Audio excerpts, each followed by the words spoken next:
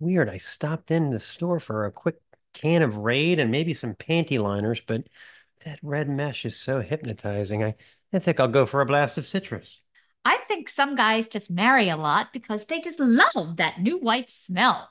Skin creams, perfumes, dry cleaning martinis, and pricey haircuts. I love the smell of a fresh registration renewal. Even Amazon boxes now read, "What a great choice!" I was already over the moon for that new charger cable, but now I'm even more excited. They want to keep you coming back for 12, 24, 48 more sessions. Look, it's not working out, okay? It's not me, it's you. We can still be friends as long as Ivan doesn't try to squeeze my ass again. Fun scented markers guaranteed to make you snap and draw. Like brown is root beer, orange is nacho cheese. Why did you color the grass red? Because Peter ate the green one. This is the Snaggletooth Rock and Roll Podcast.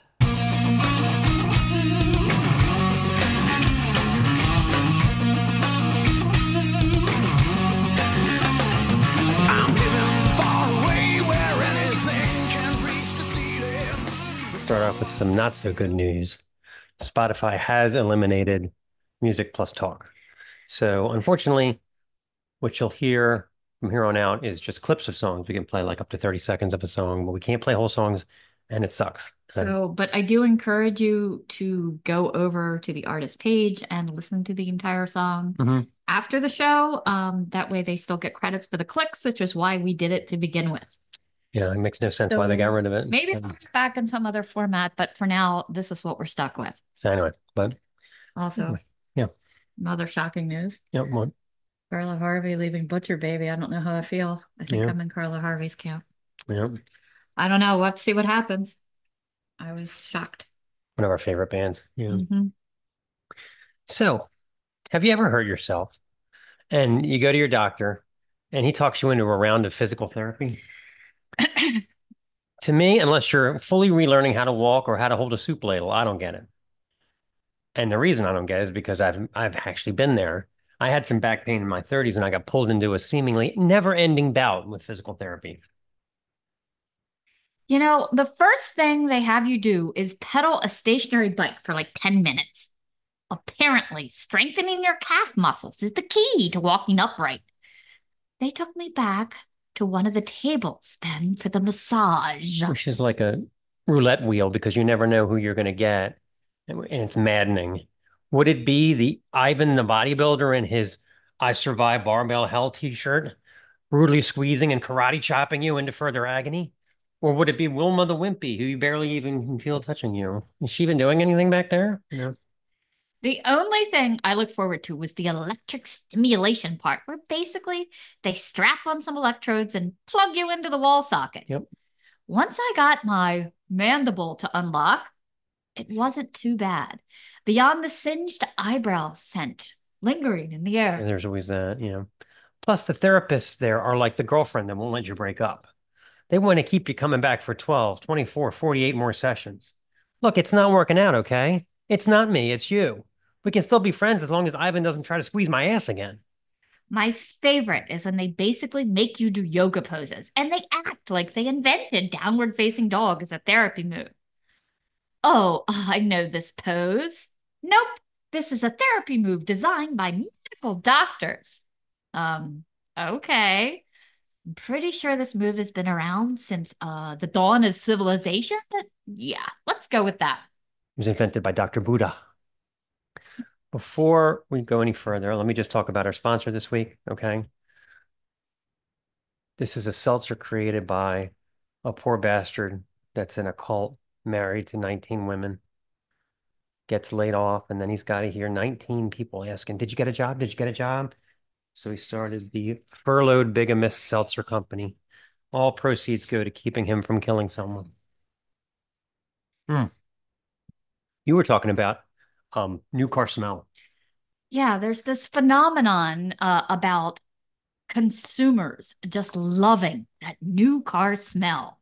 Why do we like this curious smell created by recently molded plastic and upholstery full of dye and chock full of chemicals? They've even tried to mimic it in car deodorizers and hanging car trees on your rearview mirror. because actual trees wouldn't fit under your rearview mirror. Kind of goes without saying. You know, on analysis, the level of carcinogens is highest just after manufacture, and again could be too high during warm weather. Ah, I love the smell of toxins and excessive debt. I think some guys just marry a lot because they just love that new wife smell. Skin creams, perfumes, dry cleaning martinis, and pricey haircuts. I love the smell of a fresh registration renewal. And you know, people also really like to smell crayons. Maybe it whisks them back to kindergarten, being praised for pictures of a yellow sun, stick figures in front of a boxy red house with V-shaped birds flying in a periwinkle sky. Coloring books offered the chance of true expression. Yes, I'm coloring the zebra purple and the grass orange, bitch. Besides, isn't that white crayon just some kind of scam? It's really just a 63 pack, if you ask me. The only thing you can do with a white crayon is write your name on your hard-boiled egg before you put it in the dye so the name shows up. That's the only thing it's good for. Absolutely, 100%. That's true. We used to make eggs for Bugs Bunny, Ronald Reagan. We loved it. So. The smell of crayons actually comes from a stearic acid, a derivative of beef fat, used to make crayons, well, waxy. And shockingly, not at all vegan. Surprised? According to a Yale study that some geeky guy probably came up with for his doctorate thesis involving a blindfolded guy on the street getting an impromptu quizzing by an official-looking man in a lab coat who dangles objects in front of the blindfolded guy's nose. Highly scientific process. Mm-hmm. It's like Billy on the street. So after this very scientific study, he claimed that crayons are one of the top 20 most recognized scents. And this is a fact. You can reduce your blood pressure by up to 10 points by just inhaling the smell. Having a crappy day? Just keep a box in your desk to pull out and take a whiff. To be safe, I would get the big box with a built-in sharpener, which also works like carrot sticks, by the way. Interesting. And you know, I found it odd. Dry cat food was also in the most recognized scent list, as well as bleach. So don't use either in your murder cleanup, or those nosy detectives will be sure to sniff you out. Yeah, I agree. Murder is not a good time to feed the cats. What about magic markers? We love getting high on the smell of the marker. Sharpie knows it too. So much. Check this out. They've intensified their ink smell and modified it so that it creates for the user memories of past projects and a general feel-good sense of satisfaction as the ink dries and the ethanol and signature solvent toluene trigger pleasure sensors in our brains. Boy, I remember making these yard sale signs last year. They were beautiful. It was a very important meeting at the Sharpie Corporation in the conference room. The CEO was pounding on the table. How do we increase our sales revenue? Sullivan, who had a marker up his nose for the entire meeting, remarked, I wonder what kind of dryer sheets the Care Bears use. Despite his hallucinations, little did he know getting high on markers would lead to the next phase of success for the Sharpie Corporation. The CEO remarked, Great work, Sullivan. Somebody get him out of here. He's trying to ride the Xerox machine. Every color does smell different as the pigment affects the overall composition. It's not your imagination. They all smell different. It's damn near cultural. I mean, put markers in front of elementary school kids, and they just start smelling them, claiming orange and purple smell best. The black one is a little too aggressive. Mess around with that one too much, and soon all the clocks are melting. Yeah. Good job, Sullivan. So here's a fun party game. So you blindfold your guest and see if they can guess the color of the marker you just put under their nose. I bet they can. Here's the best one. You found what? Mr. Sketch is the company? Mr. Sketch makes all these fun scented markers guaranteed to make you snap and draw. Like brown is root beer, orange is nacho cheese. Why did you color the grass red? Because Peter ate the green one. Okay, want to talk about our feature interview? Our feature interview this week is with guitarist, songwriter, and session musician Jim Wilson. We have a great visit with Jim, as well as getting to hear about his experiences in the Rollins band, working with luminaries like Wayne Kramer, Emmylou Harris, and of course, Sparks. So stay tuned for that. Yeah, it's a great one. So let's play a song. This is from Mother Superior's album, Moanin'. The song is called Fork in the Road.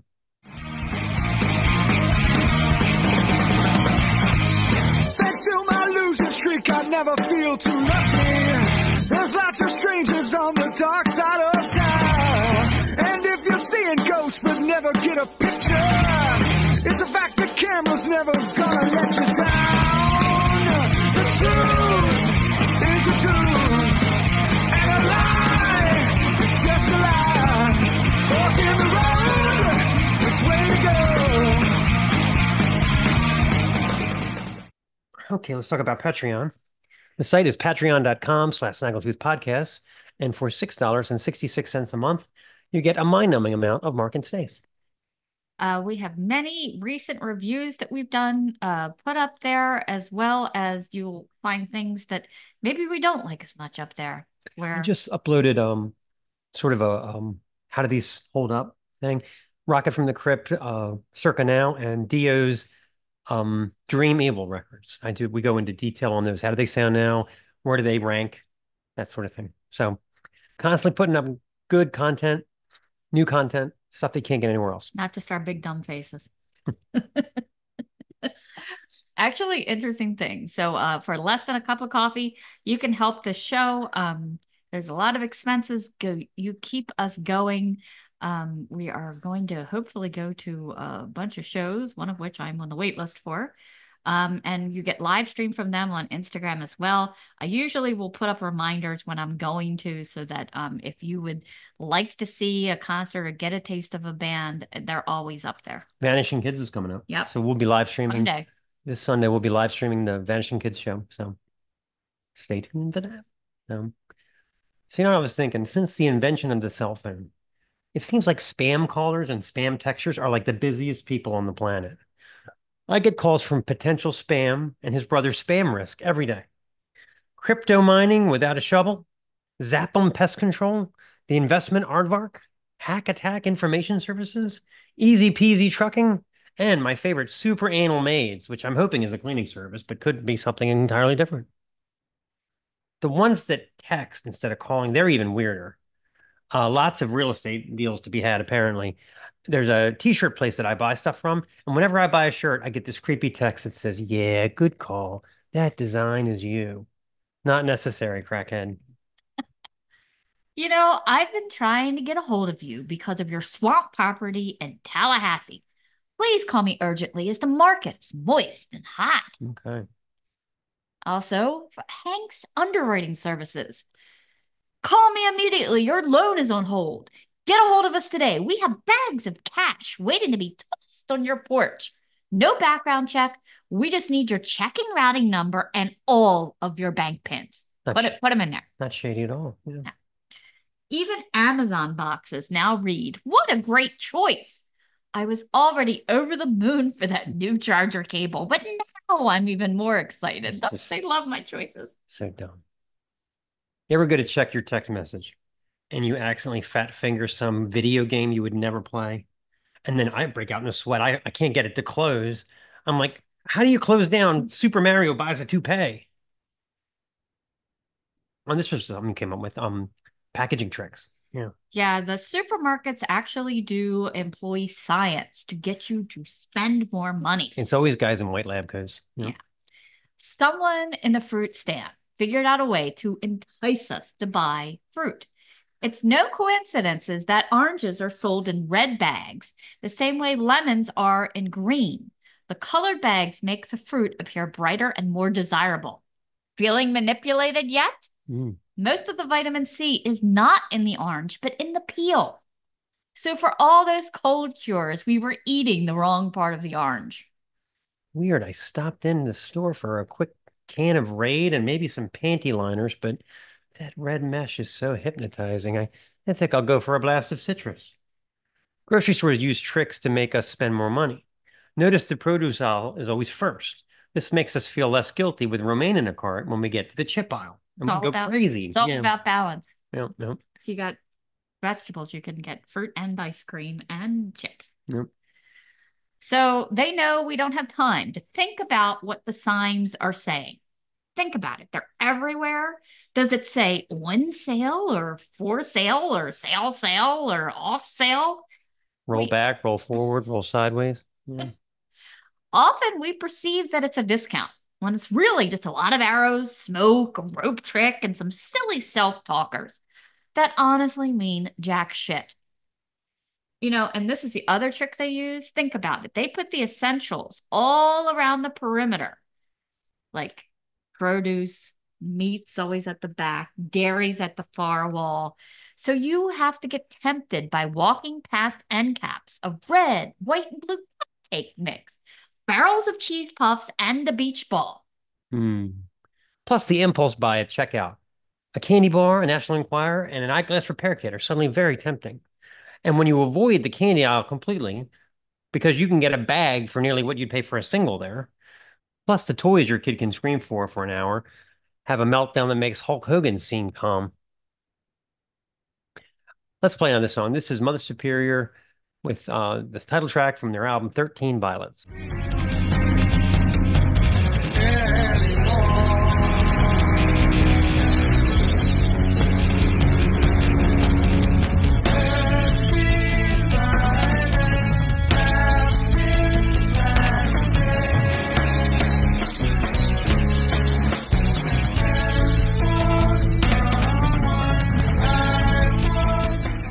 Okay, let's talk about Home Chef.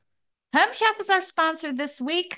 We just enjoyed a lovely meal prepared by me. Yes. It was salmon, and they're always including such interesting ingredients. I've never cooked with capers before. It's not something I would go out and buy on my own. First time cooking with capers. They were very tasty on the salmon. They put together combinations that you would not yourself. You can select all of your meals each week. You can select either cook it yourself meals, speed, express, somewhat prepared meals, or completely prepared meals. They have desserts. They have all kinds of things that you can select. They come right to your door, FedExed. With ice, you get everything you need to make the meal, the meat, the spices. All you have to have is olive oil and a little salt and pepper to taste. And we can think of some yummy meals. We like to choose a lot of ones that are just meat and veg, like the one we had today was salmon with zucchini, also tomatoes. You can always throw in, of course, we threw in jalapenos and everything. I think it was called the Salmon and Capers Caper. Not to be confused with the Great Muppet Caper. Right, right. Later this week, we could enjoy a Sicilian-style steak with Parmesan roasted potatoes and lemon green beans. And they give you these handy-dandy cards with how it should be plated and then step-by-step instructions on the back. We also have a one-pan beef and poblano fiesto salad. So that'll be a nice steak salad for us later this week. They also tell you right on the cards, this one says easy. This is intermediate. And they can also, you can look at that stuff prior to purchase. So if you're an expert chef, you might not be afraid. Although a lot of them, I really don't think are that hard. For the fries, Stace makes a sauce that's so good. I'm doing this with a plate. Is there any more sauce? Yeah. So use our link. It will save you off your order, and you too will have everything you need delivered to your door. Forget the grocery store and the dumb aisle. It's time. Yeah. Collectorbation. Good one this week. We've never talked about the Ramones before on the show, so I figured, what the heck? So, anyway, not that we need any more proof that mainstream listeners suck, but consider the landscape of the New York City punk scene around 76 or 77 and make your prediction about who you thought would become superstars. Talking Heads with their weird Caribbean funk and panicky vocals, Television with their minimalist space signal guitars, Blondie with the coos, keyboard stabs, and hand claps, or four mop-top kids in leather jackets bashing out hot-rodded 60s pop through buzzsaw guitars at 177 beats per minute. Despite the fact that everyone, including critics, seemed to love the early Ramones records, believing that these four had assembled something truly unique and fresh, effectively kicking off the punk scene single-handedly, they were never a band that sold a lot of records. The world wasn't ready for them, and we proved it stores opting instead for bloated platters like Hotel California and Barry Manilow's This One's For You. My mom had that record. The combination of speed and power, laced with a wicked sense of humor, proved too much for the average Joe record buyer. It actually took almost 40 years for the debut to hit gold status in 2014. Sire spent a little more money on them for album number 2, hiring Tony Bongiovi, yes, he is John Bon Douchebag's cousin, to produce the record. The sound is even more powerful on Leave Home. The power chords hitting much harder, the wet blanket over the drums removed, and Joey's vocals full and rich across 14 songs. My original copy that she car fuck you into was the 1980 reissue that subbed in Sheena as a punk rocker for Carbona Not Glue, as Sire was apparently scared to death of a lawsuit from the Carbona Cleaning Company. So I didn't get to hear that one until years later. Just listen to this stacked production, complete with whoa-wee-ohs right out of Beach Boys country. It's the kind of romantic song you'd never expect to come out of the Burger King. So this is Oh Oh, I Love Her So.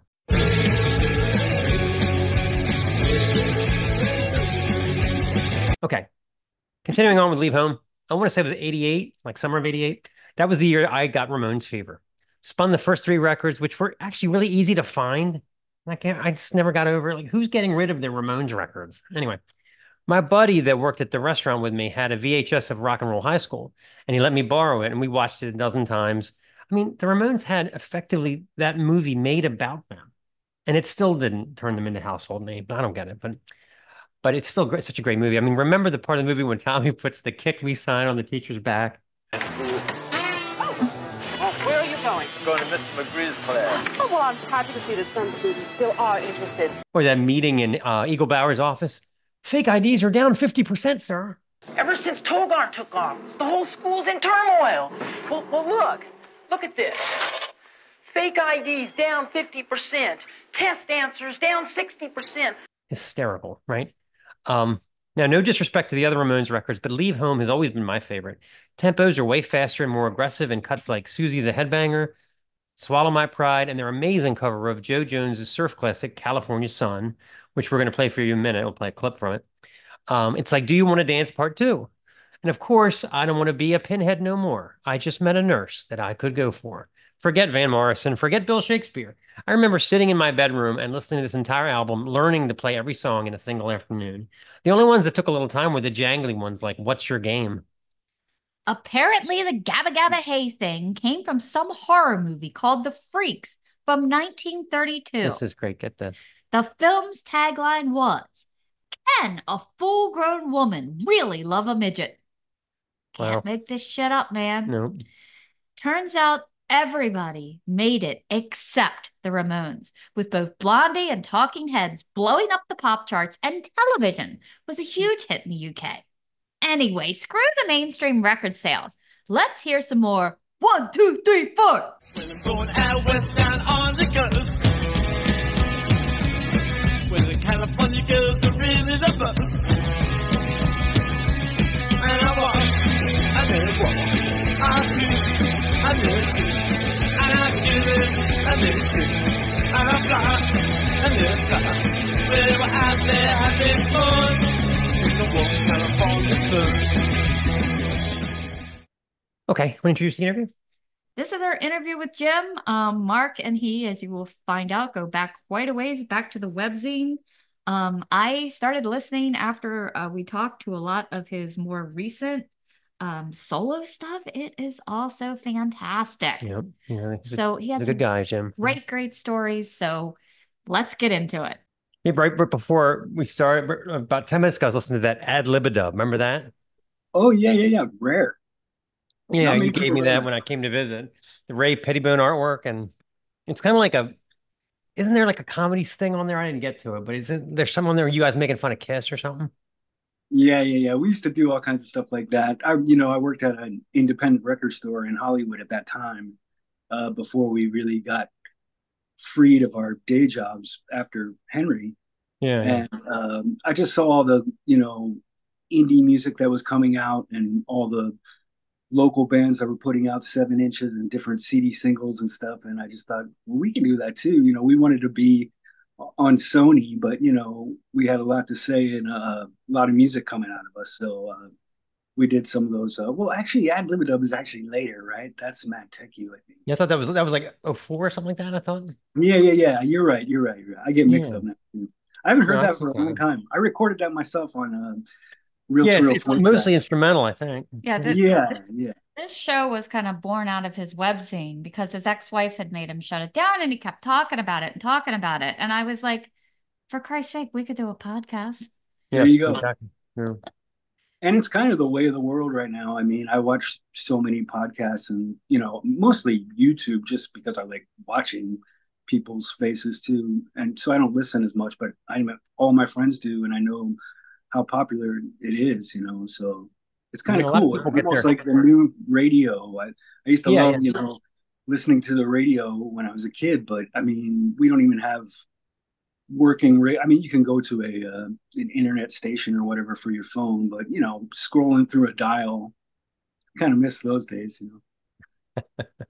Yeah, it's true. I mean, we don't even have a radio in the car. We just have the Bluetooth and, we Yeah, just which is great too, and Sirius XM is great. So there's so many options. yeah, If yeah. I was 15 now, growing up, I Oh, I wouldn't know what know. to do. Yeah, yeah.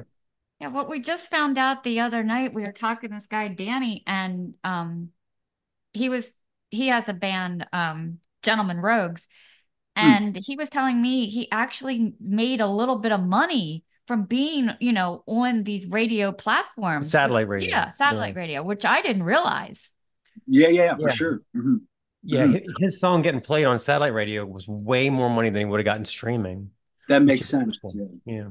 Yeah, So yeah. that Streaming was sucks. I mean, I love streaming, but it's really hard for the artist. And then as artists, we get, your Spotify for the month or your Apple Music for the month, and it's almost you're made to look at these emails that you get as like, wow, look how many people listen to my stuff, and then the pay comes through, and it's like, wow, But no, it's great. It's just different than selling records and physical Did you hear product. about the Did you hear about the Weird Al thing last year with the whole thanks for the sandwich? Oh yeah, sure. Yeah, yeah. Because he got like for millions and millions of streams, he got like $13 or something. I know. Peter Frampton was the same way. Oh, that's right. You Peter Frampton too. Yeah, yeah. Yeah. Yeah. that's It's awesome. crazy. Yeah. Are you still in Maryland? Is that Yeah. correct? Yeah, Yeah. yeah. Mhm. Yeah, My totally. parents live in Elkton, Maryland. We probably talked about that before, but Oh, okay, yeah. Yeah. yeah. Cecil County, yep. Yep. Yeah, Yep, we just exactly. hit Maryland Death Fest this year and then Maryland Doom Fest. So it's been a Oh, cool. festival year so far. Yeah. Wow. Well, I never asked you this, but like when did you start playing guitar originally? And was it like were you self-taught? Like can you take us back to when you first got started in music? How Well, old were you? I mean, it's kind of all before I can remember. My dad had a country band that played on the weekends, and the band would rehearse at the house. So I was immediately drawn to the Beatles and rock and roll, even though I was immediately drawn to things that came out in the 60s. I was born in 1968. So when I'm 3, I was, in love with Paul McCartney and Elton John and Jackson 5. And my dad was playing country music, which I looked at as kind of adult music or kind of nerdy or whatever, because, all the guys in the band were 27 or whatever. And so there was always music around, and my dad always had guitars, and I just picked it up. And there were definitely some things that I learned from watching my dad play and watching his band play, formations and things and strumming, I guess, techniques. But I didn't really think about it. And then once I started seeing rock bands play the Beatles or the Stones, I realized, oh, they're playing different ways than my dad. And so I went that way. So, I was, by the time I was, I don't know, 5 or 6, I was probably like helping my dad figure out chords of country songs that he wanted to learn. I was like, oh no, you're missing the whole middle part there. There's a B minor that you didn't do. So yeah, Yeah. I just got it really early and was in love with music, and I loved to Yeah. play everything. I even had a drum kit when I was a kid, but always went back to the guitar and singing for writing purposes, probably. When did you go out to the West Coast, like officially? When I was 19, Okay. after I got out of high school, I made a trip here for 2 weeks and checked it out. And was like, yep. Had have a second cousin that lives in Riverside, California, and Okay. he let me stay there until I found an apartment.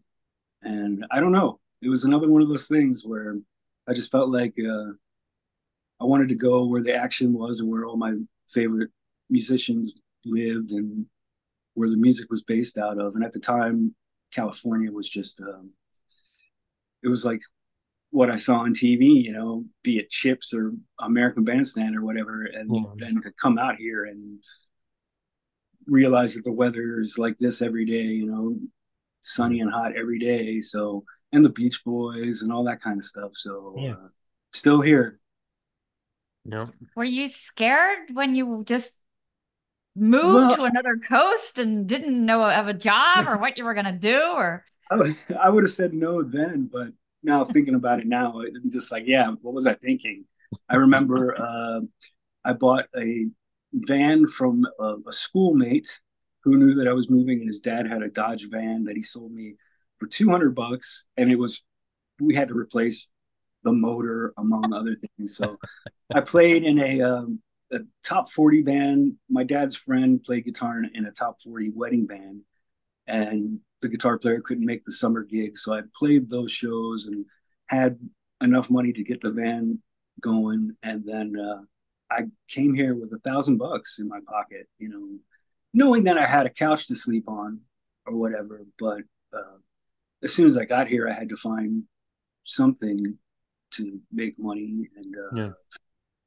the first gig was there was a free LA newspaper called LA Weekly, and if you had a van, they would hire you. So I did that. I went up and down Sunset Boulevard and dropped off, entertainment newspapers all down the strip, and then I got the job at Tower Records and got to meet a lot of people that were into music like me, and just being around the environment of selling music, and then not to mention it was the one on Sunset Strip, so every day crazy celebrities came in, and that was exciting. Coming from Delaware and seeing all your heroes, or never knew who was going to come through the door, and it was wild, and it was a great time, like 1988. So it was prime Sylvester Stallone and Eddie Murphy and David Bowie, and every day was crazy. So again, another reason why I'm still here, and even to this day, I've been playing for years now with Daniel Lanois, the producer, musician, and we've been talking. Are we sick of LA?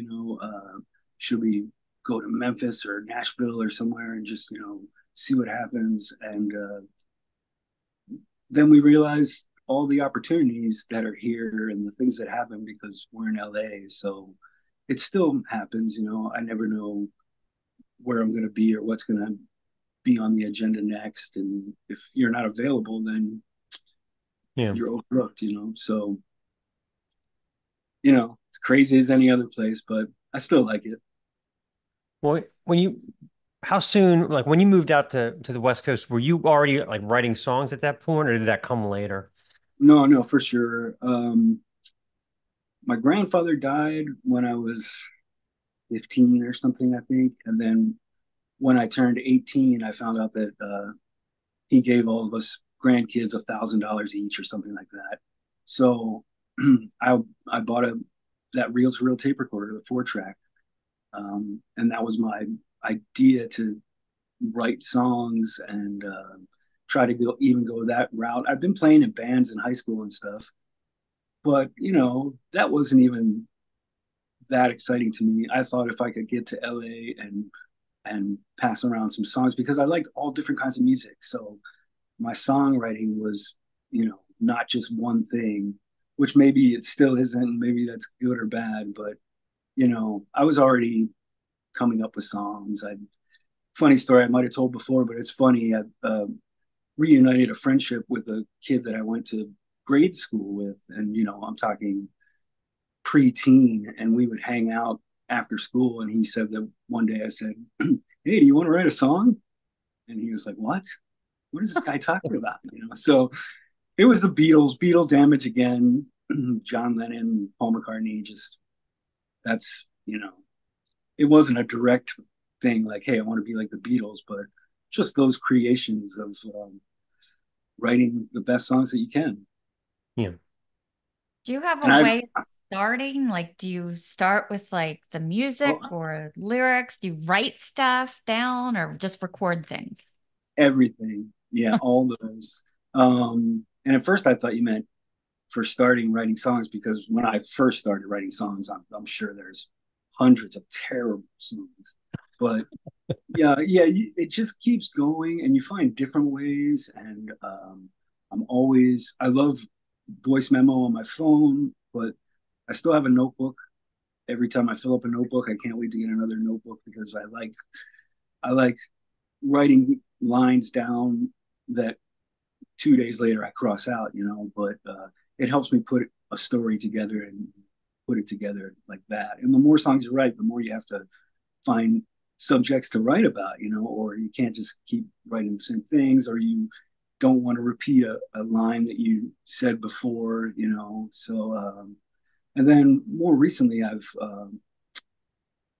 if I come up with a good idea to start, I let it alone, and then I take walks without an instrument and just have the basic idea that I had in my head and just think where it should go naturally instead of me sitting down with a guitar and shuffling around a bunch of chords. I actually just let it take itself. And that works sometimes too, because all of a sudden I have a bridge that I would have never thought of if I would have the guitar in front of me.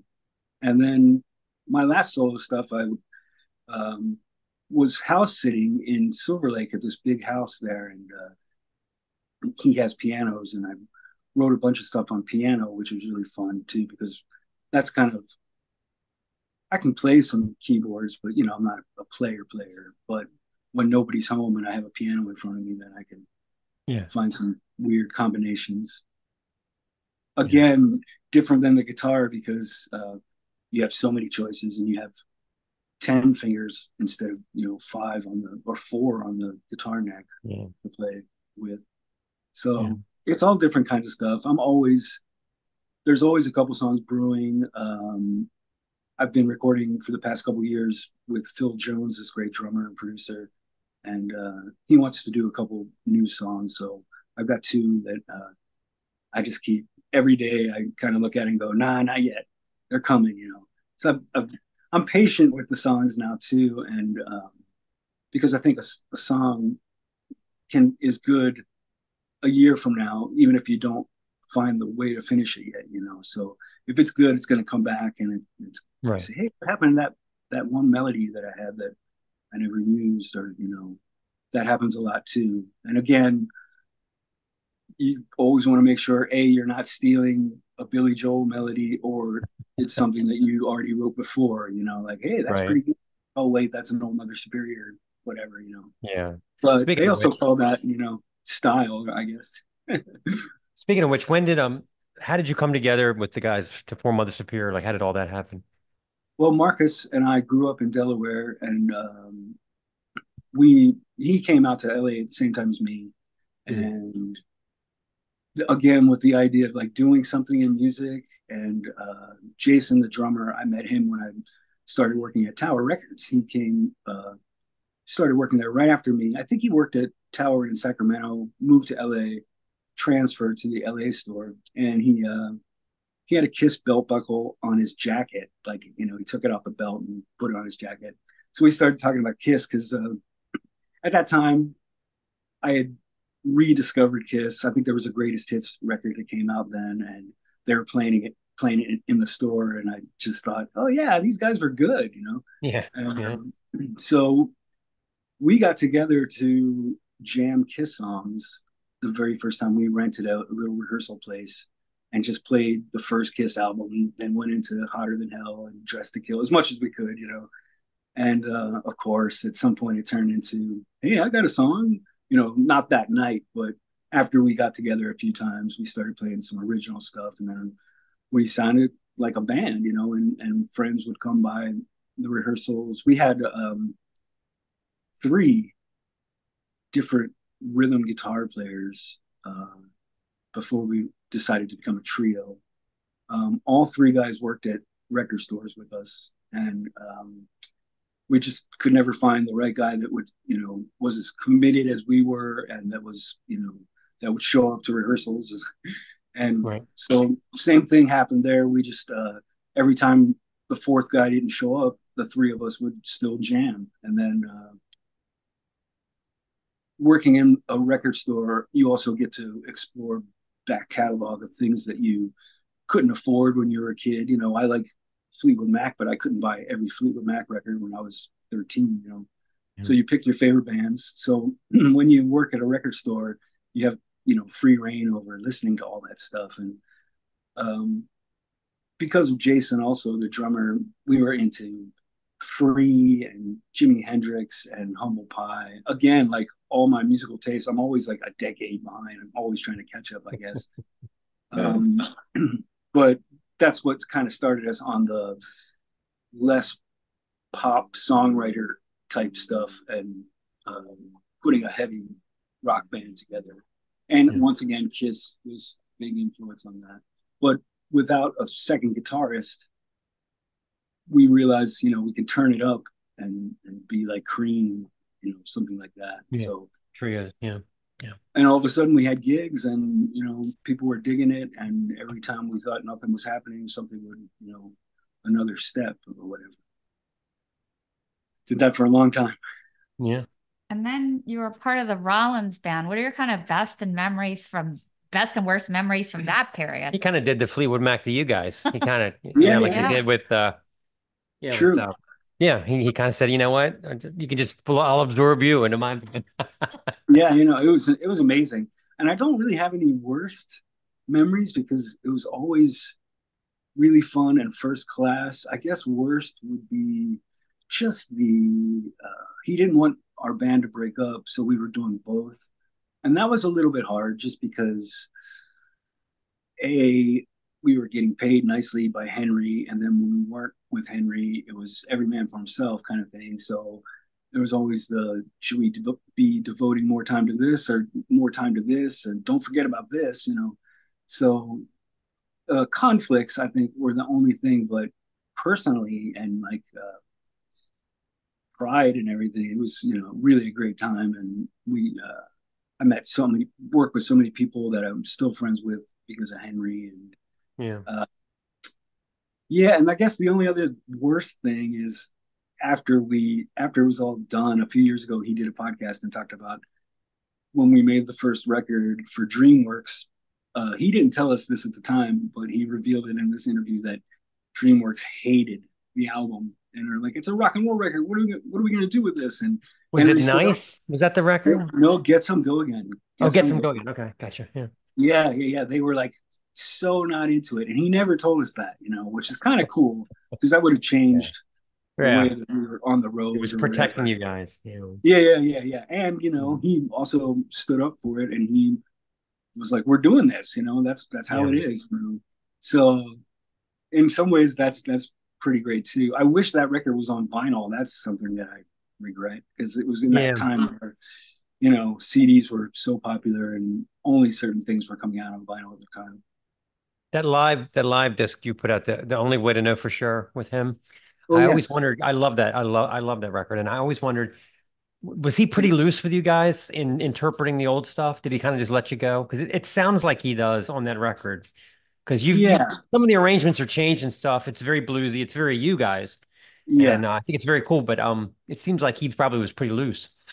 He was. I think we would always get together before we got with Henry, maybe a night, and try to play by ourselves so we weren't throwing it, having Henry listen to us try it 6 times in a row before we found something, So we would get together and Mother Superior out things or whatever. Yeah. And I guess that's just kind of the way I play. I think sometimes like in my head, no black flag, pun intended, in my head, I always feel like I'm duplicating exactly what the other guy's doing, even when it came to doing Black Flag songs as well. But, then when I hear it back, I'm like, oh, I totally pulled me on it. And, but I guess that's what makes it easier or whatever. But yes, he was such a fan of what we did and the sound, and he always wanted me to just be explosive. He always talked about the guitar player in Big Brother and the Holding Company, the Janis Joplin band, first band, and I don't even know the guy's name, but he would always reference that, like the way that guitar just comes out. So yeah, it was always loose, and he was always, it was either he was into it or he wasn't into it. There was never any kind of medium. So if he was grooving, then our job was done. Yeah. And we always try to use respect as well for the other musicians, and because when we got pulled into being the second generation Rollins band, I'm sure those guys probably hated us because we never met them or anything, and all of a sudden they were, they had no idea that that was going to happen. And he told them one way or another. I think it was early email days, and it might even been like, "Sorry guys, I'm moving on." But finally, when we got to meet those guys years later, everything's cool or whatever. But I always try to at least give respect to their original music and the whole brand that they started, because we were the second generation. Yeah. Were you surprised when he was just like, all right, I'm done. I'm not doing this anymore? And did you think he would come back and do something else? Because he's pretty much stayed away from music. Yeah. Well, if I remember right, we did the double live record, and that was thought was going to be the very last thing. And we played in Japan, I think. And then it was kind of like, he kind of let us know, like, I don't know what to do next, so I'm not going to do any music. And then maybe 4 to 6 months later, I got the call about the West Memphis 3 tribute thing, benefit thing with Black Flag songs with different singers. And then Henry said, well, if we do this record, then we have to go out and tour these songs. And I remember he said to me, he's like, I need you. And I said, okay, I'm in, 100%. So we did that one final thing of Black Flag songs, which is kind of cool because it was full circle. And definitely at the end of that, we knew that that was it. Like, I remember he would always talk about how old he was. Like, he's like, I don't want to be the old punk rocker guy on the stage, and he wasn't even old then, Right. Yeah. Yeah, but I mean, I guess his spoken word took off so well, and and then he doesn't have to split the money with other people, and I mean, so I get it, I get it. Oh, absolutely. He has a bus by himself with a road manager, tour manager. He could like do pull-ups in the bus or whatever, like. Yeah, and music is hard, and it's true. If Henry's style, he can't go on stage and excuse me, he can't go on stage and sit in a chair and recite stuff. It's so intense, and I never sweated so much as I did in those days. And then when he had Mother Superior open for Rollins band, it was like I would come off stage after doing a Mother Superior set, soaking wet, and then change to another clean black shirt, and then go do it again, and then the Rollins set was even more intense, and you never knew what was going to happen, and the crowds were always so great and so appreciative, and that was the idea with Rollins band, was to be so intense that you blow people's minds, Yeah. Bottom line. So that's we always knew we had to do that. I was sick one time in Russia. We did like a UK tour, and then we went straight to Russia, and somewhere between Scotland and Russia, I caught some bug or something, and they put me in the hotel room, and had ear infection. We went out that night, and I was like, what am I going to do? Be lame? We rocked that Russian show more than ever, you know what I mean? So it was always everybody giving it 100%. I wanted to ask you a little bit about Wayne Kramer, of course. I mean, how did you come to work with him? And now that I know his passing was kind of surprised to a lot of us. It's so sad. Yeah, it's so sad. We have shared the same birthday. Oh, really? I didn't know that. Yeah. Cool. We still do, I guess. Met him through Henry. He's on Get Some Go Again, LA Money Train. And I was telling somebody about this story not too long ago, but Wayne produced our 13 Violets record and a couple other things around that time, a single, and he wanted to go on tour with us, and we said we would open for him.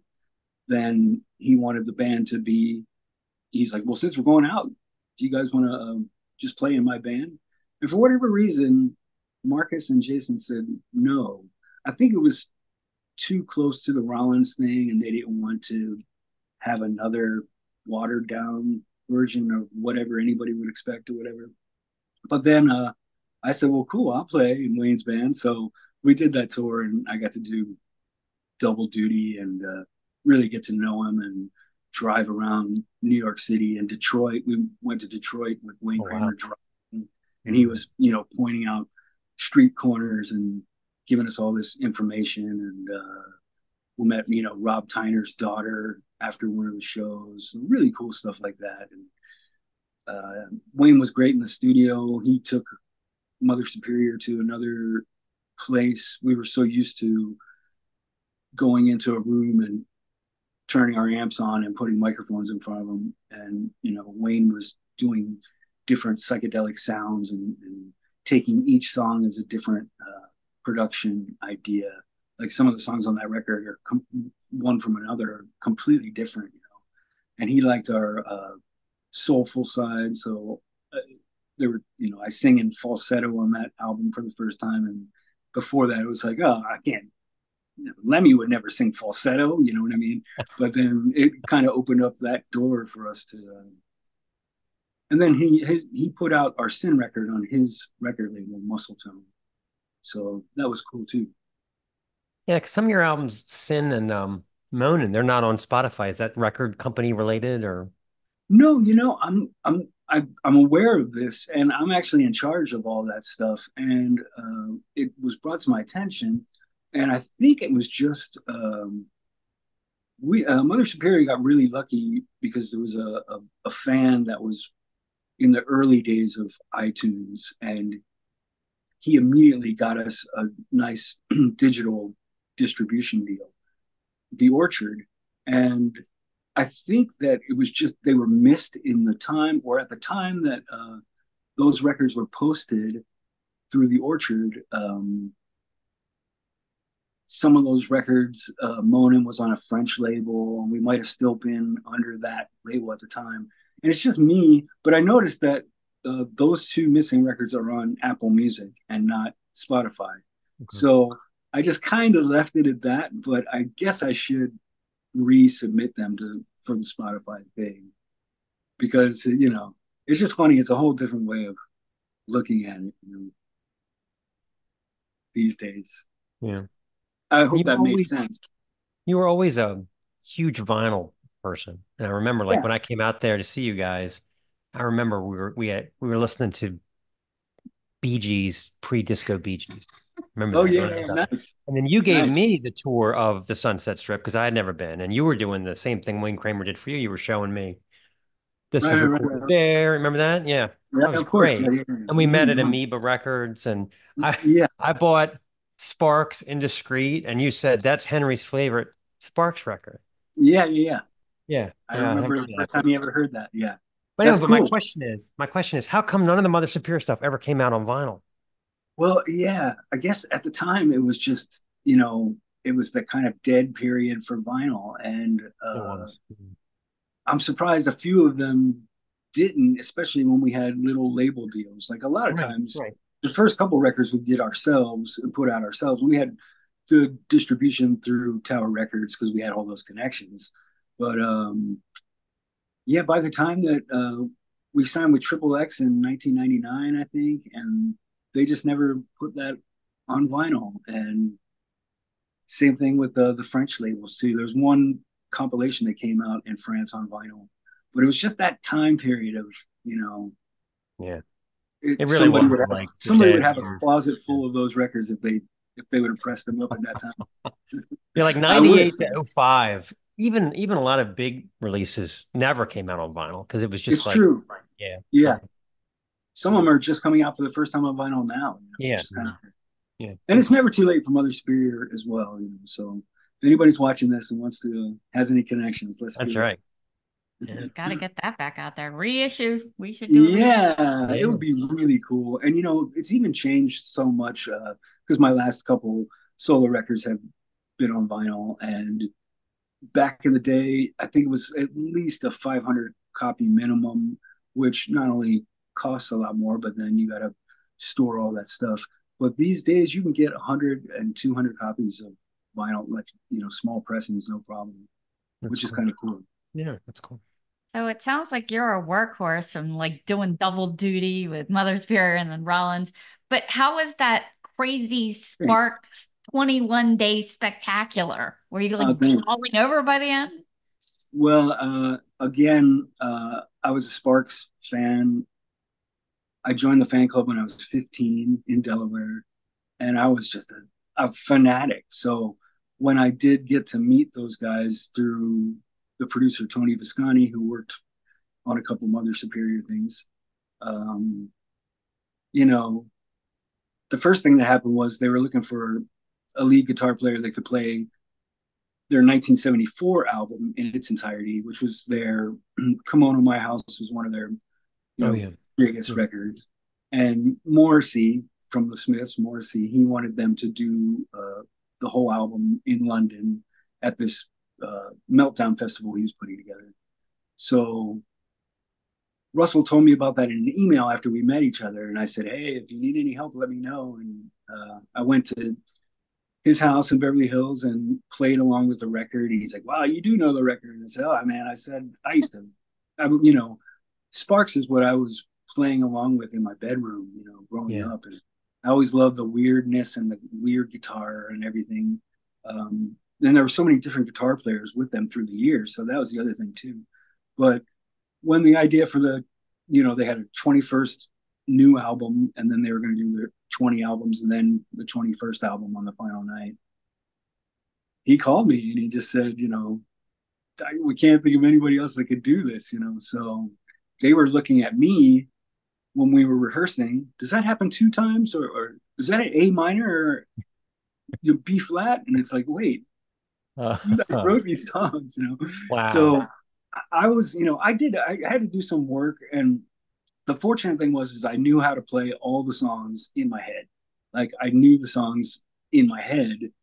So at least I had that. Like the other guys that played in the band, and it kind of like split. One guy did half, one guy did the other half.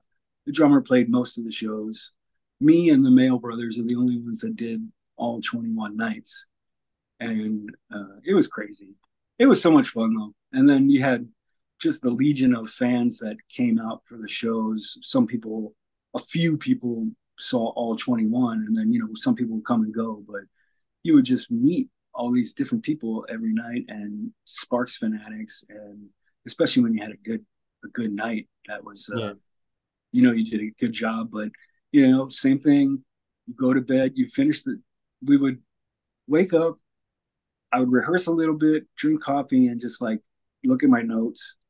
We'd go to a sound check at 2 or 3 in the afternoon, play the whole album at sound check one last time, and then showtime, play the songs one time, and then go back to the hotel and throw that away and start over on another album the next day. So it was about 200 plus songs. Wow. I was so disappointed that you weren't in the documentary. I was too. I was like, Patton Oswalt, what the hell's he doing in this? It should be Jim. You took the words right out of my mouth. Well, I actually got an email from the producer saying that he wanted to do an interview and we would set it up. And then Sparks played downtown at the Ace Hotel or someplace, I think. And I went to the show, and Russell's girlfriend said, "He's here and he's got a room. You want to go sit down and talk to him?" And so I did. And it was after a show, and the interview was just like, "How does it feel seeing Sparks when you used to be up there playing?" And it was like, "Oh yeah."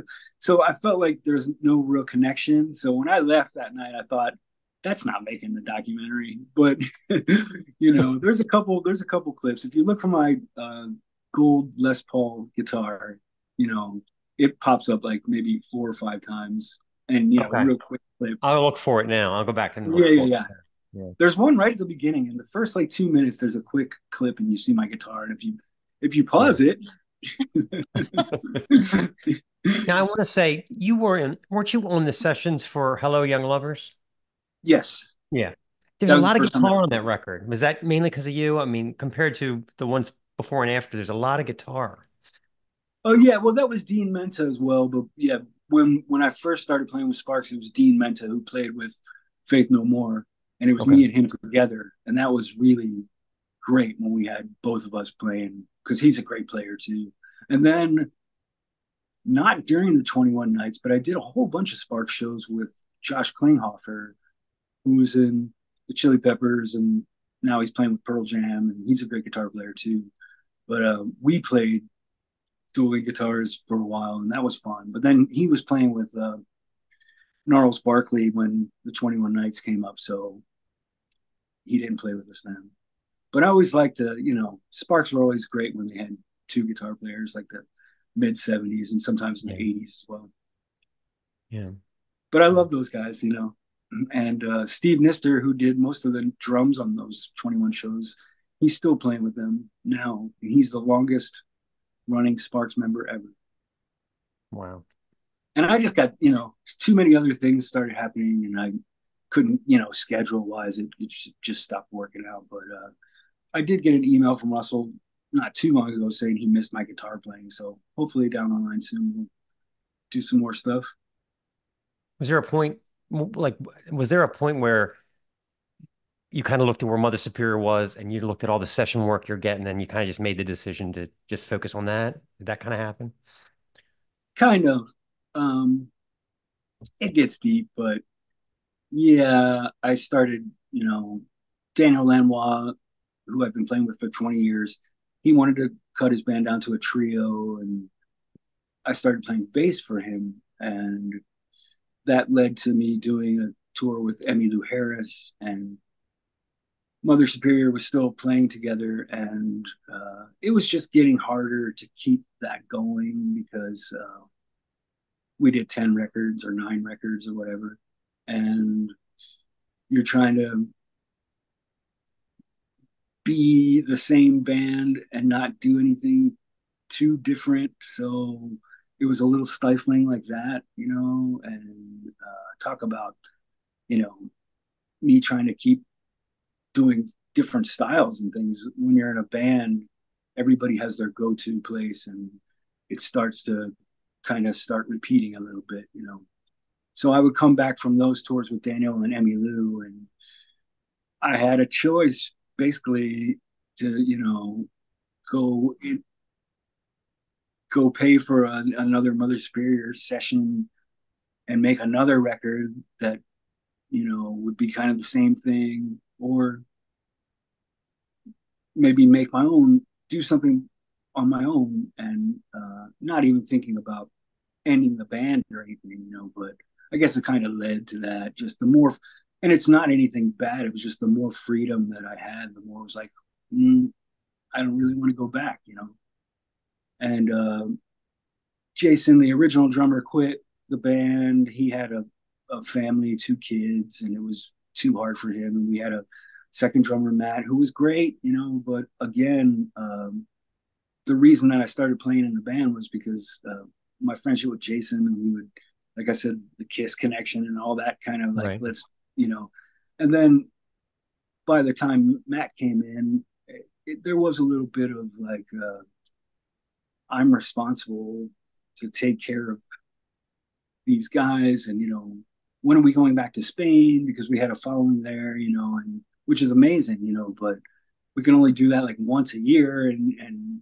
it just started to kind of go round and round in a circle. And just, I was, even more scared to death to kind of walk away from the band. But as soon as I did, it was like, this is so much better. Now I can do whatever I want and, make whatever kind of music. And then my friends missed the band Mother Superior, and that led to Motor Sister with Scott Ian and Johnny from the Cult and Joey from Armored Saint and Pearl. So we've made 2 records for Metal Blade, and I get to do that. The riff Were you rock stuff. surprised? Did that just kind of come out of nowhere, like Pearl a Day just bringing you Called up you up type and of be like, thing? let's do it. Yeah. Well, yeah, we did a bunch of stuff together, and me and Pearl wrote a lot of songs together for her records and stuff. We still are. We're working on new stuff right now. But yeah, well, actually, it was Scotty Ian's 50th birthday party. He just had his 60th birthday party this past New Year's. His birthday's New Year's Eve. And on his 50th, he called me and said, you know, I want to play Mother Superior songs with you singing and my friends playing, all my friends that love your band. We'll learn, 12 songs and we'll play them at my house. So we did that, and people from Metal Blade Records were there, and they were like, let's make a record of this. So that was Scott Ian's favorite 12 favorite Mother Superior songs that he chose from our albums. And that's what ended up being the first Metal Blade Motor Sister record. And if the guys from Mother Superior didn't hate me before that, after that, they sure did. Because, but I mean, it didn't take anything away from them or any credit or anything. It was just, they weren't very happy to, see it happen for whatever reason. And I remember saying to them, like, it can only be a good thing in the long run. We're not playing right now, and this is an opportunity that I have, and I'm going to take it. And then that led to the last album, which was all brand new songs that I got to write, which was so exciting because since I've been making music under my own name, I haven't played with as many people that can play with that much power. Almost heavy metal power like Scott Ian. So the idea of writing a bunch of new songs where I could store up a bunch of cool guitar riffs and make sure that it was a fast moving rock and roll record. So between that and my last solo album, Through My Eyes last year, it's been pretty cool, like to kick back and go, wow, I've written a lot of songs in the past couple of years.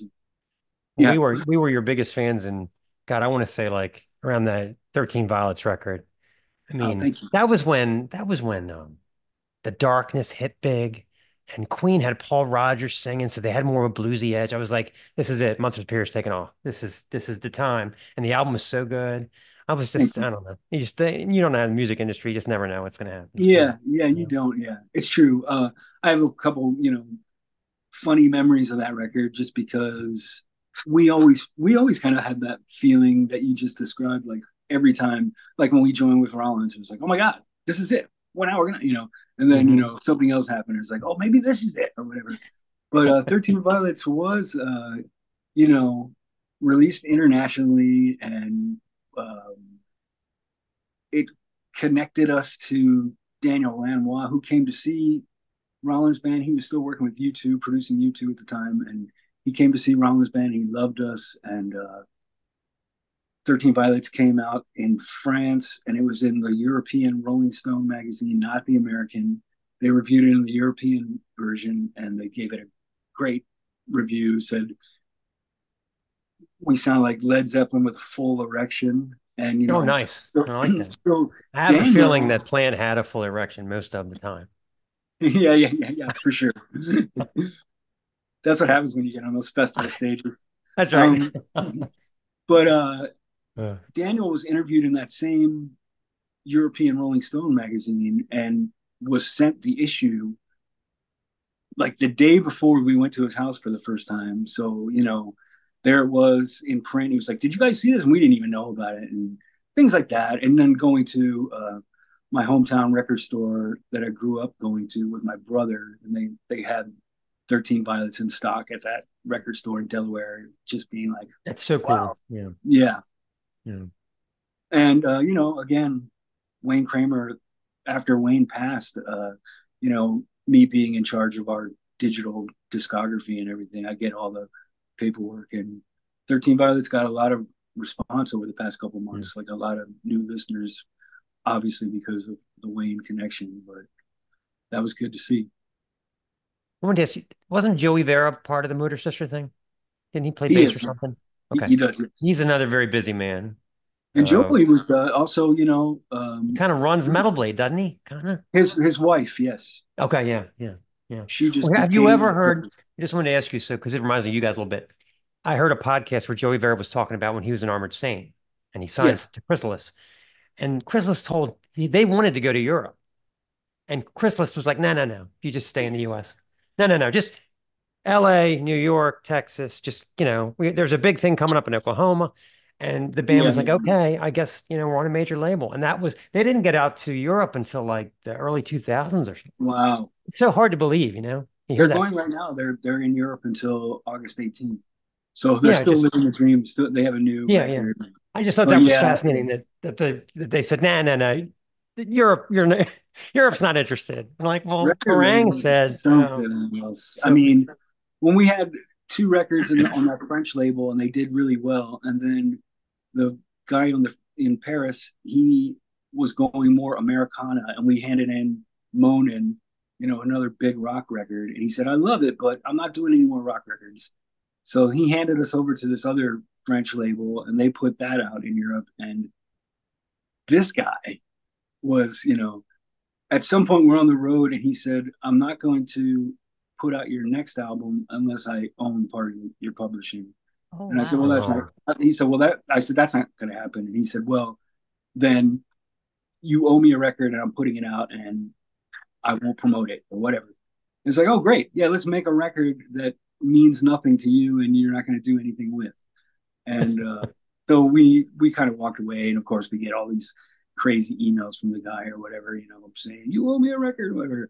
But the very last show that we did on that tour, he made a point of showing up in the tour, and all the promo CDs that he gave us to sell on the tour, we were paying him in cash nice. backstage, like paying the record label to, it was insane.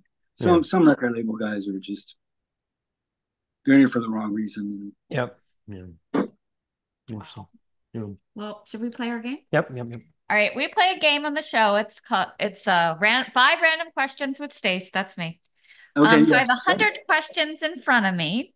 So I want you to pick 5 numbers that will correspond to the questions you answer. Wait, say that again.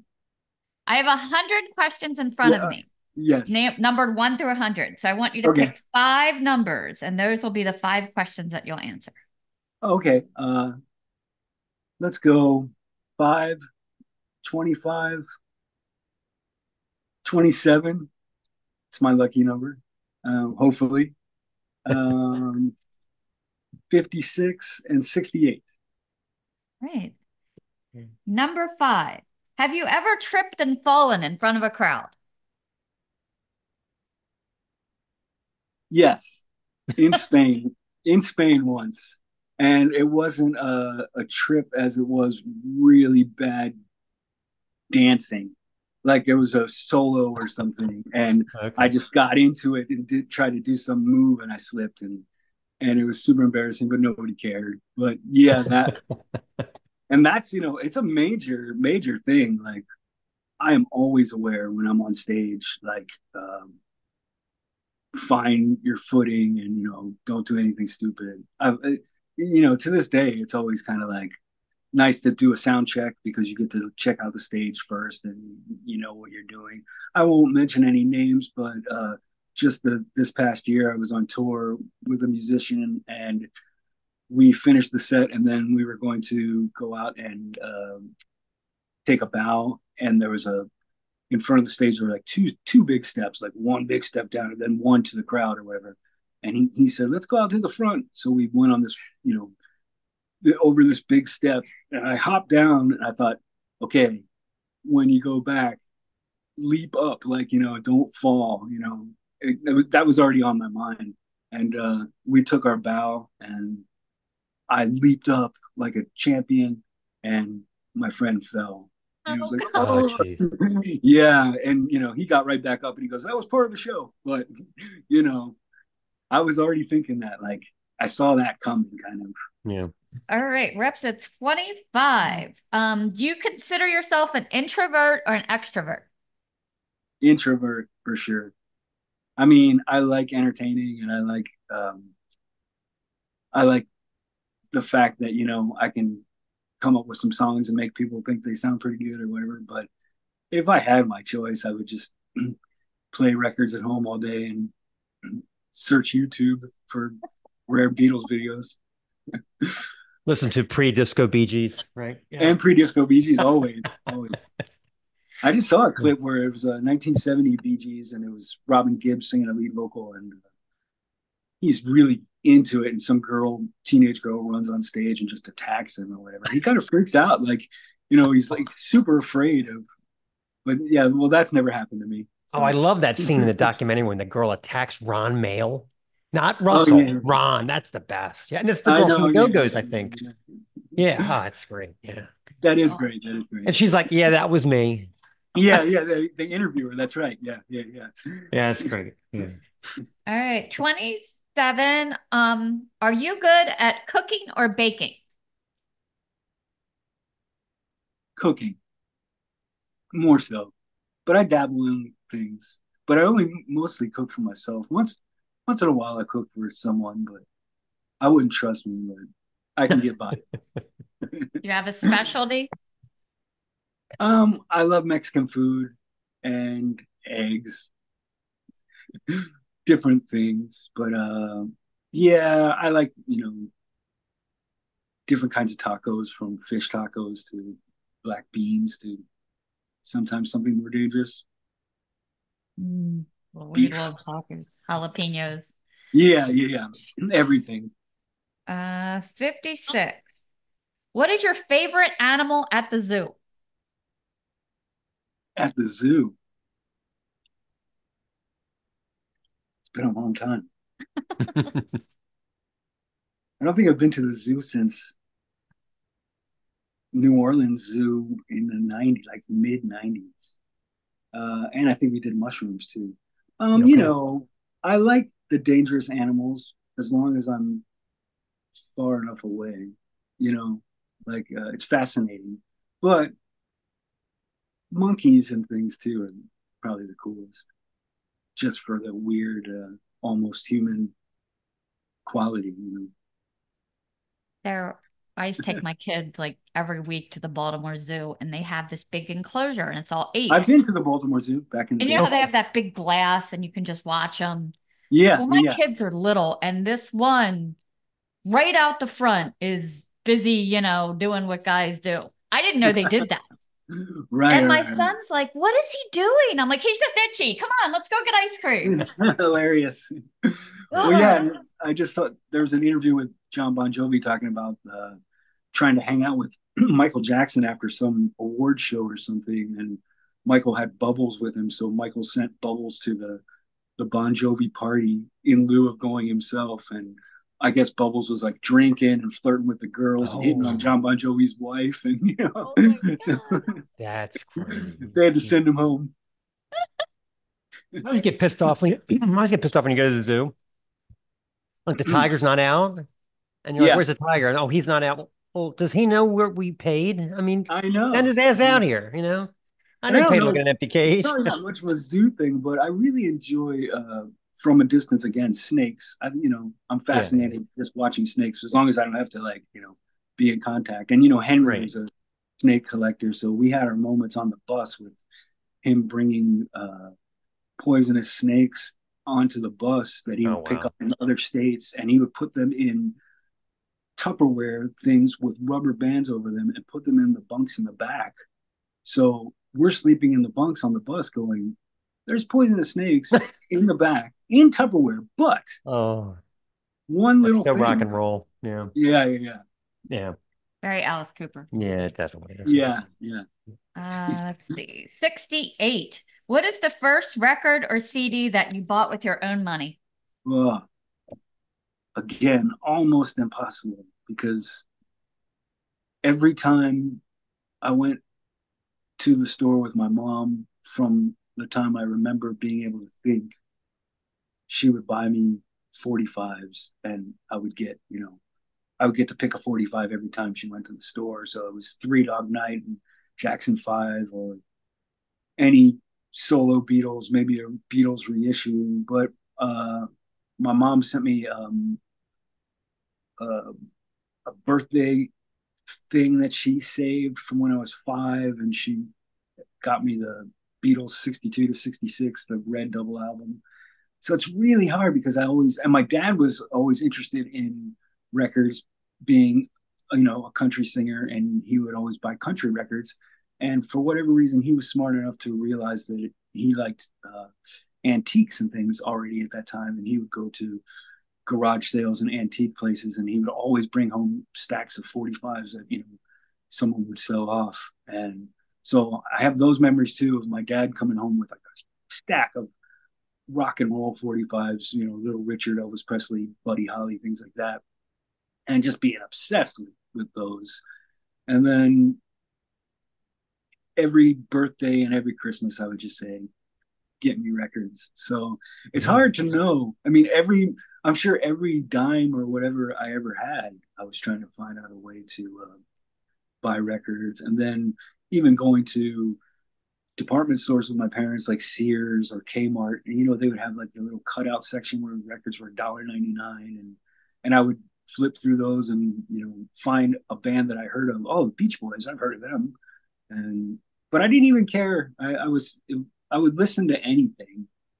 So sorry you asked question 68. No.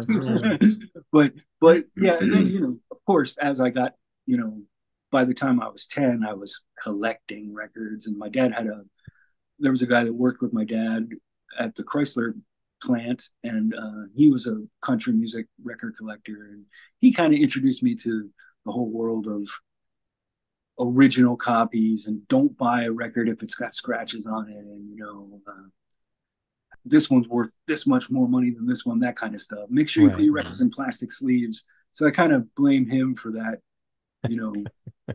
sickness. But I've just always been a music listener, and there's nothing. I mean, like, tonight it's Friday night, and I'm probably just gonna pull out a stack of records. And I have radio shows on the weekend, so I get to I saw your podcast. Yeah, that's cool. Yeah, thank you. And that goes really well, and that's a lot of fun because I get to play whatever I want. I bet your dad would have been proud. On the email list, I have an email list for my radio show, so you can get the links after they air, and you can listen to them whenever you want to. Yeah. I was going to say, I bet your dad would be proud that you backed up Emmylou Harris on a tour. That's pretty cool. Oh, he loved, yeah. My dad's proud about everything. He really is a huge supporter, and every time I put out something new, he really likes the stuff that I'm doing with Phil Jones, and cool. He'll just get really into it and start telling me about the certain songs or whatever, and that feels good because he's heard me my whole life, and he's heard the worst and he's heard the best. But I don't want to embarrass him, but I do remember the very first time that I met Emmylou Harris was at Carnegie Hall. Might have been the second time. Played Carnegie Hall with Daniel Lanois, and Emmylou was there, and my parents came to New York to see that show, and Emmylou walked backstage, and I remember my dad saying to my mom, "That's Emmylou," and he kind of straightened his hair out a little bit. So it's exactly what you're talking about. Yeah, exactly. Yeah, that's pretty cool. Yeah. I don't know why it's like human nature. When you see a celebrity, you want to run up to them and go, "Do you know that you're Emmylou Harris?" And you have to like stop yourself from doing it. Yeah. I do it all the time too, especially if it's, I see somebody, or, even I went to the Hollywood Bowl a couple weekends ago for the Jazz Fest because my friend was playing, and just hanging out backstage. And Arsenio Hall was the host of the Jazz Fest. And I ended up on the side of the stage watching my friend play, and he was standing right next to me. So I started talking to him, and I was like, "Wow, Arsenio Hall," I'm still a celebrity geek. But, he was important. I used to watch that show, and he always had good music acts on, and he was funny, and Coming to America, so I thanked him for the laughs, because I think that's one of the best things you can do is just say thanks to people for entertaining you. You know what I mean? Yeah. I noticed that the vinyl shelf is like a midnight broadcast. Are you a bit of a night owl there? No, it's super hard. I was given that slot, and I thought it was cool. And sometimes it's kind of like, shit, I got to stay up till midnight tonight.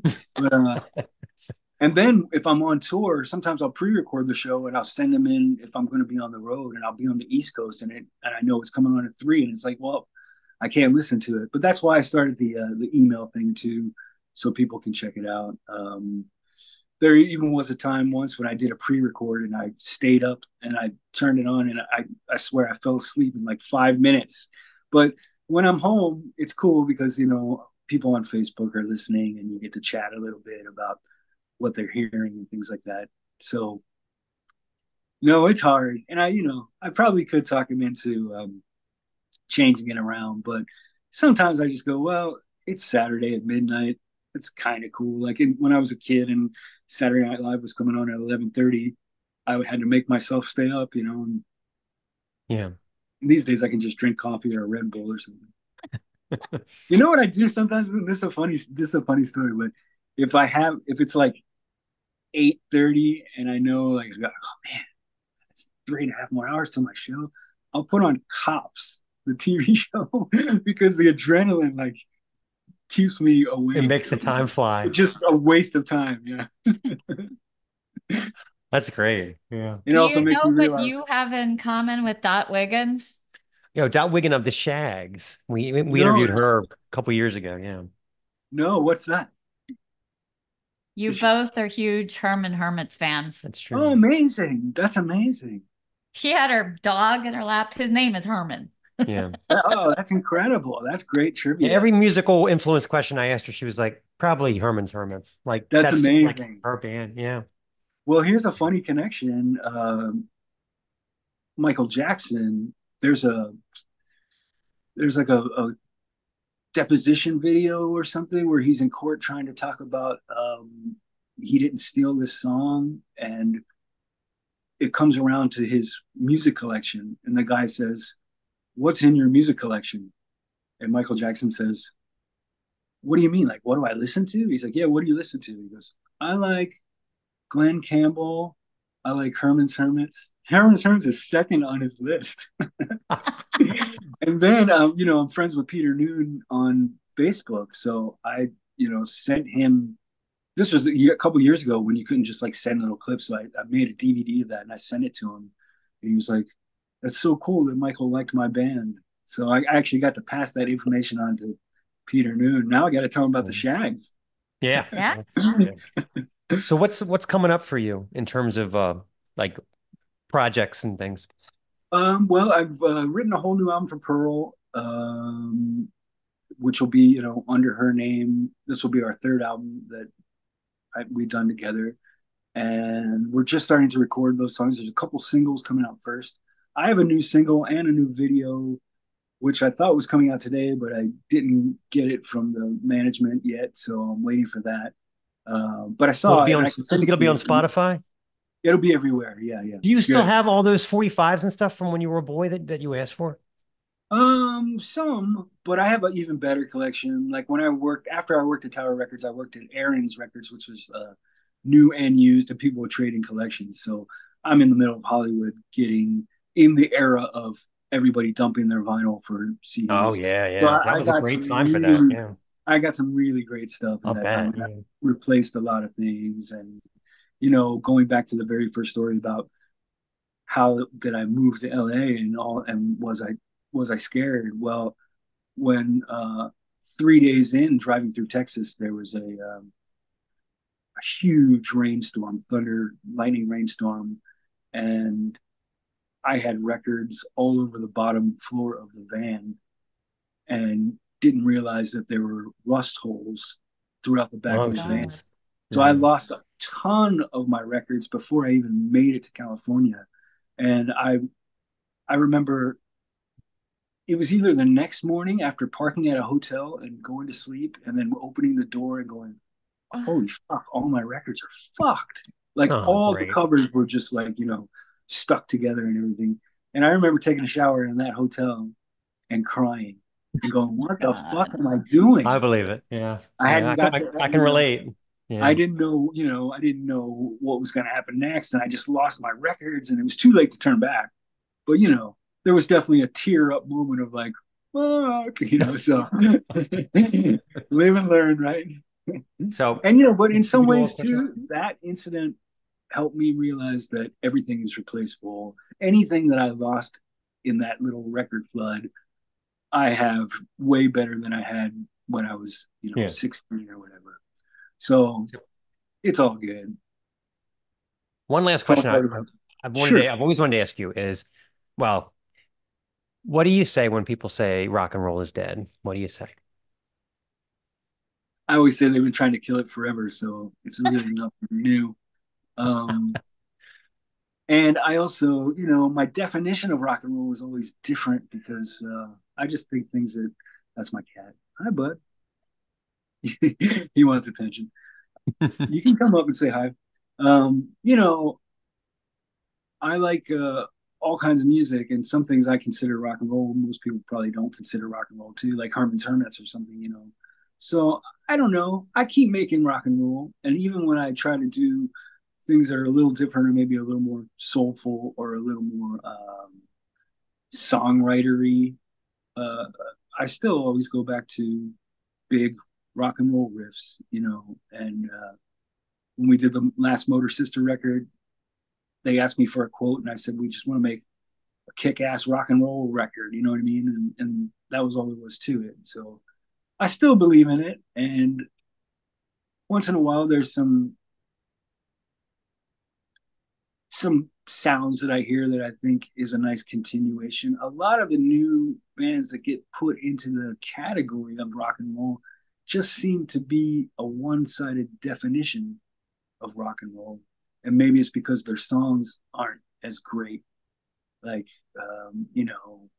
just listening to Free, and those songs are incredible. You know what I mean? Like, Yeah, and the they are. guitar riffs and everything. So some of the bands I just hear kind of like watered down Zeppelin, which I just feel like, well, I just rather would listen to Zeppelin.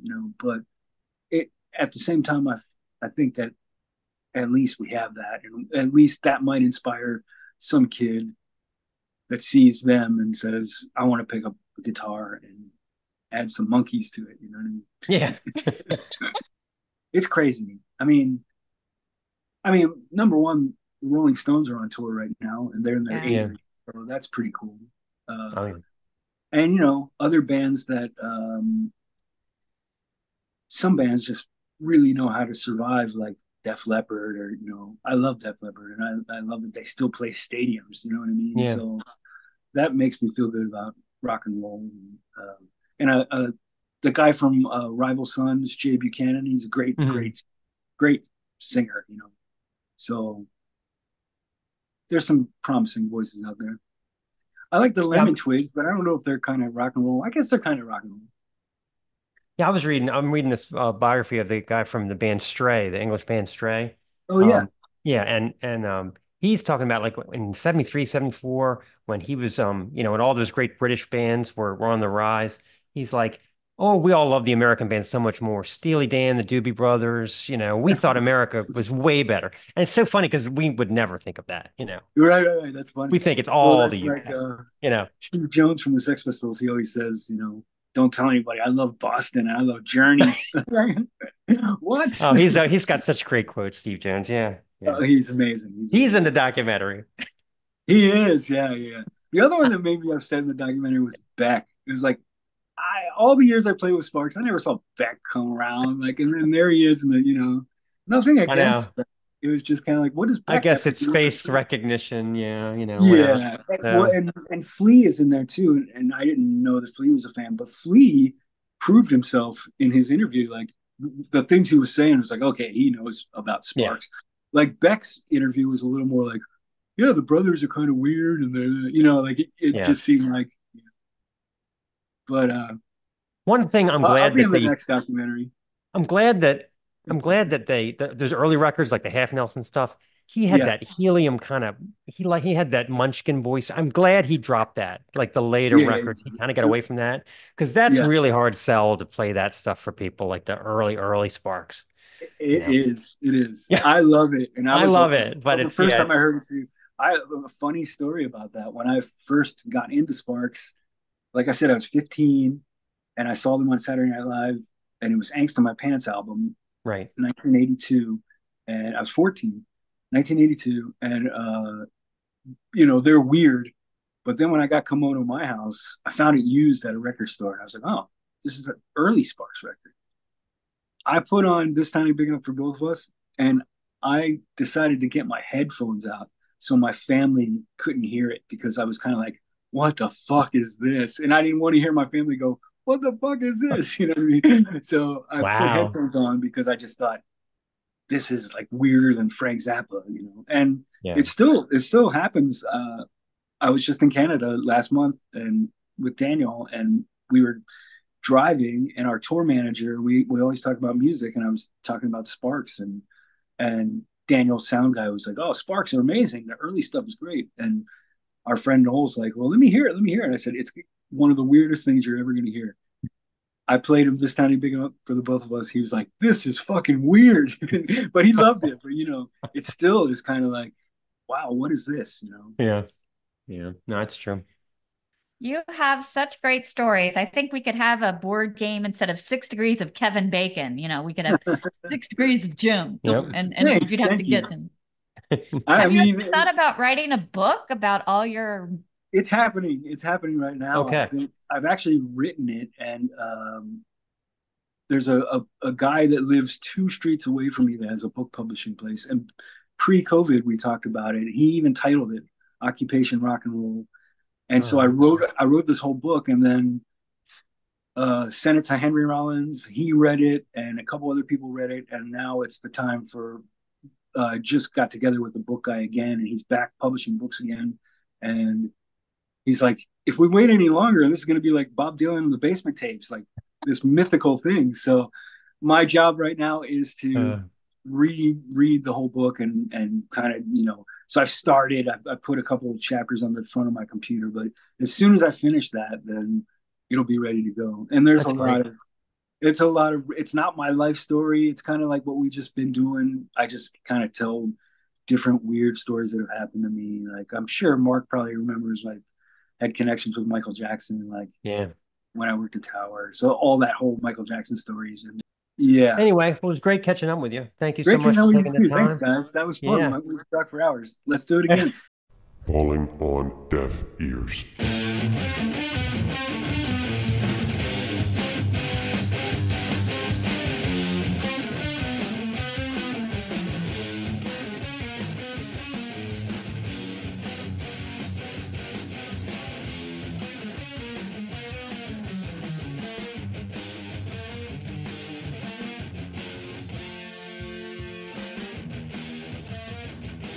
Okay, Deaf Ears 1. This is Earth Tone 9 in Resonance Nexus.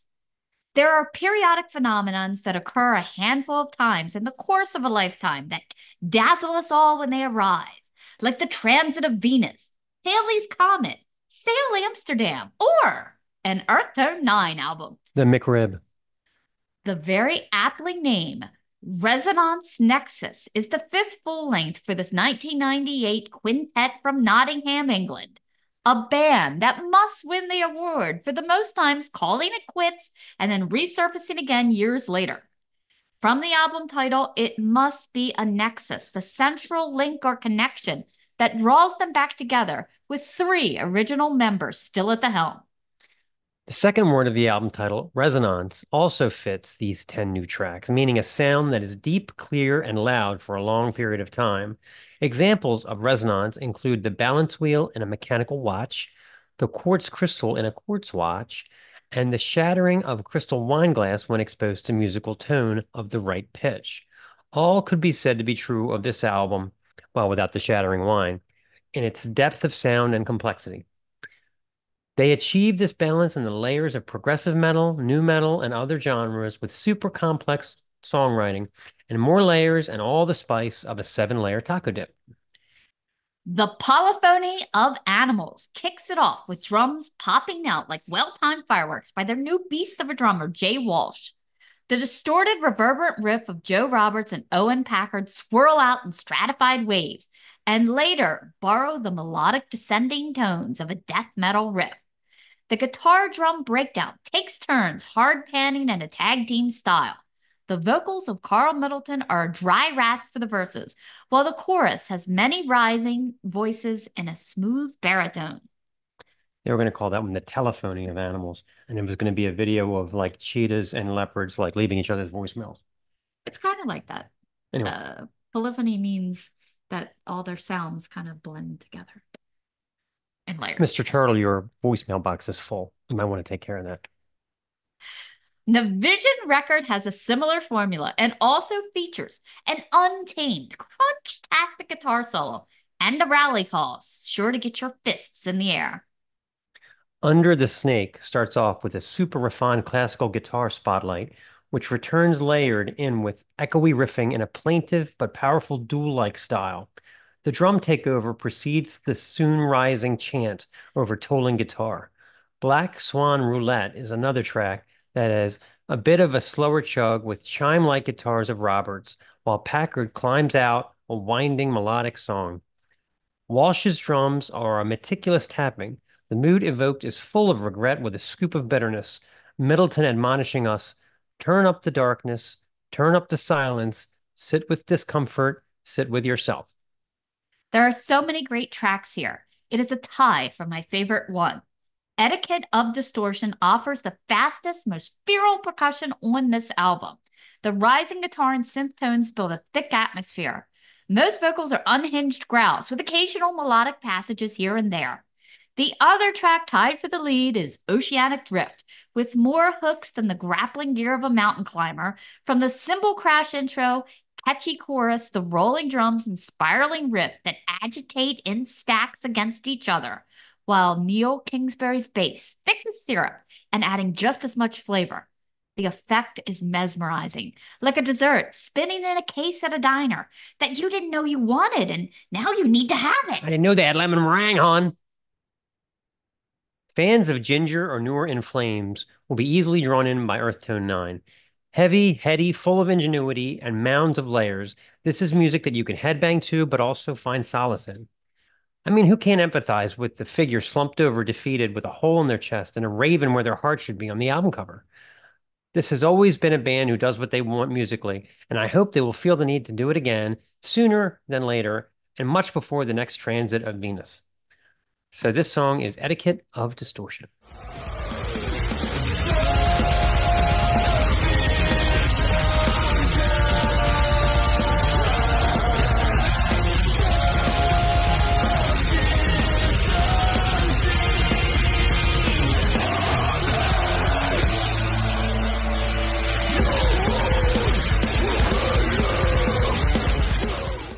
Okay, Deaf Ears 2 is the new Crypt Sermon album, The Stygian Rose. We've sort of been on a roll this year in terms of epic metal with the latest Attacker album, Blaze Bailey's uber impressive Circle of Stone, and now the return of Philadelphia's Crypt Sermon with their third full length. The Stygian Rose, comprised of 6 lengthy songs, collectively clocking in at a very 1987 friendly 44 minutes. Stygian is Latin for Styx, a word meaning very dark or related to the river Styx in some way, and glancing through the lyrics, it would appear that these songs are all linked, a tale of dark fantasy that follows haunting visions, beckoning specters, passage to sinister realms, and the dream of the Stygian Rose. The addition of new bass player Matt Knox and the departure of guitarist James Lipskinski seems to have enhanced the band's sound significantly, moving bassist Frank Chin to guitar. Quality abounds as usual from Crypt Sermon, and not just because we get phrases like simmer in shadows, scrying orb, and fetid Eucharist either. Masterfully produced once again by wonderkin engineer Arthur Risk, a man who has worked with seemingly everyone from Creator to Inquisition, while remaining a full-time member of both Eternal Champion and Summerlands. They've outdone themselves this time. The thrilling riffcraft, deft changes, and virtuoso leads packed into this thing should thrill fans of Candlemas and Merciful Fate alike. It's a great sounding record, obviously, sculpted from a love of classic metal. The skulking crunch that kicks off Heavy is the Crown of Bone lays down the groove for Brooks Wilson's rich vocals, a doomy cross between Blackie and Alice. As the song progresses, classy key melodies and clean guitar vamps flash by like smoke, setting up epic solos from guitarists Steve Jansen and Frank Chin. Scrying Orb is another one, dripping with fate-informed guitar fills and great vocals, the eastern tinge of the main riff pure headbanger's delight as the song cycles through from one howling lead to another. Anyone accusing me of hyperbole at this point? What? Me? Never. should spend just about 2 minutes absorbing the opener, Glimmers in the Underworld, a track that has it all. Swelling harmonized guitars, booming vocals, and lines like, I'll die with my eyes wide open just to get a good look at hell. Yup. I would say this one's going to grace a lot of top 10 release lists come year end. So see if you can grab a copy of the blood red orange swirled vinyl before they're gone. All right, we're going to play it. This is Glimmers in the Underworld.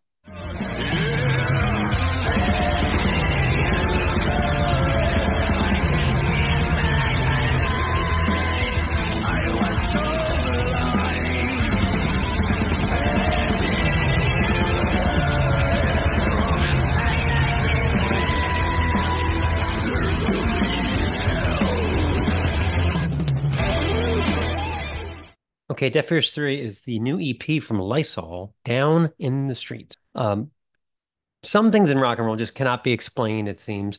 Just a few minutes ago, we were talking about Sire Records pulling the Carbona Not Glue off the Ramones' Leave Home record for fear of a massive lawsuit from Carbona Cleaning.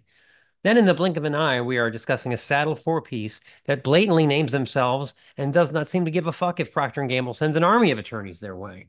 At any rate, Down in the Street appears to be the first new music from this moniker since 2021's Soup for My Family full-length on Feel It Records. The foursome bring a high-energy garage punk attack, obviously called on cheap beer, illicit chemicals, and lots of first 4 years era Black Flag. Guitarist Anthony Gavira's hard-slashing style seems to be the perfect foil for vocalist Noah Fowler to moan, wail, and pout to no end, as drummer Chad Buckley somehow keeps the whole thing from collapsing on itself. It is simultaneously tight and ragged, obnoxious and endlessly hooky. From Buckley's impressive roll that kicks off Sonic Thrill, a track that packs groovy bass lines from X-Teen Lundberg, and more stop-start riffcraft than you'd think possible in 1 minute 15 seconds. I like the way Lysol include a song called Padded Cell, and it's not a Black Flag cover. Sort of a cool finger in the air to hacks like me, making Black Flag comparisons. The slower, more agonizing crawl of 15 mg is probably my personal favorite on this thing, with Fowler wailing and hacking all over Buckley's stuttering thunder and Gavira's mangled riffing, almost crossing into Flipper territory at times. Lysol is the type of band that I would love to see live accidentally. Arrive too early for a show and witness these four degenerates bashing out 4-chord noise exercises, singer rolling around on the stage like it's the Fillmore East instead of happy hour at the Rusty Keg. Screw you, corporate cleaning companies. Let's play a song. This is 15 mg.